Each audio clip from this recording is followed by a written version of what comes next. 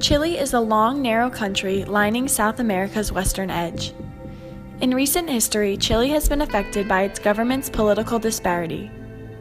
This political tension, reaching far beyond its own government and to relations with the United States, began during Chile's 1970 election. At the forefront of the election stood first-ever Marxist candidate Salvador Allende. In the midst of the Cold War, the United States grew worried that a Marxist president might be susceptible to communist influences.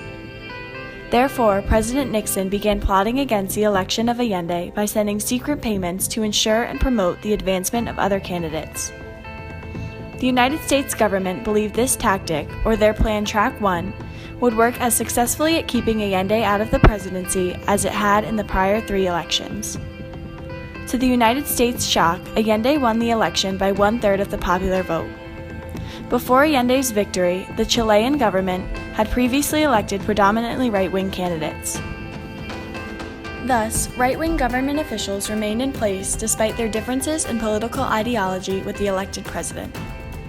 Under the new leftist government, Allende started the nationalization, or transferring from state to publicly owned assets of most major corporations. This nationalization struck American-owned companies such as the Anaconda and Cathcart Copper Company and the International Telephone and Telegraph Corporation. Largely assisted by American business interests, such companies were the ones working with the United States during the election period to secure a non-socialist government.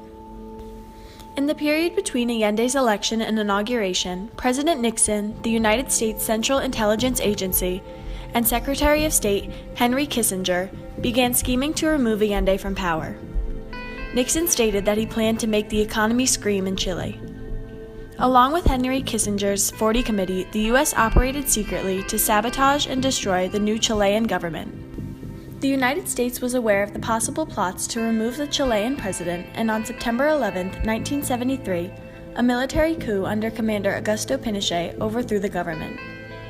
Track 2 was the CIA's plan to form a military coup against Allende, which was successfully accomplished by Pinochet. Pinochet proceeded to dismantle the government and dismiss democratic representatives. Breaking the 40-year span of a democratic government in Chile, Pinochet and his junta ruled for 17 years. Under Pinochet rule, he brutally murdered and tortured mass numbers of his people. With over 30,000 cases of human rights violations, the Chilean government killed at least 3,000 people and tortured nearly 29,000 citizens.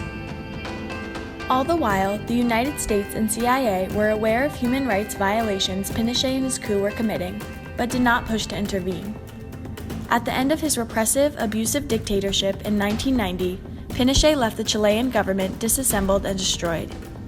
Yet, lest we forget, Pinochet's undemocratic, authoritative rule would not have been possible without the collaboration of the United States government's promotion of a military coup.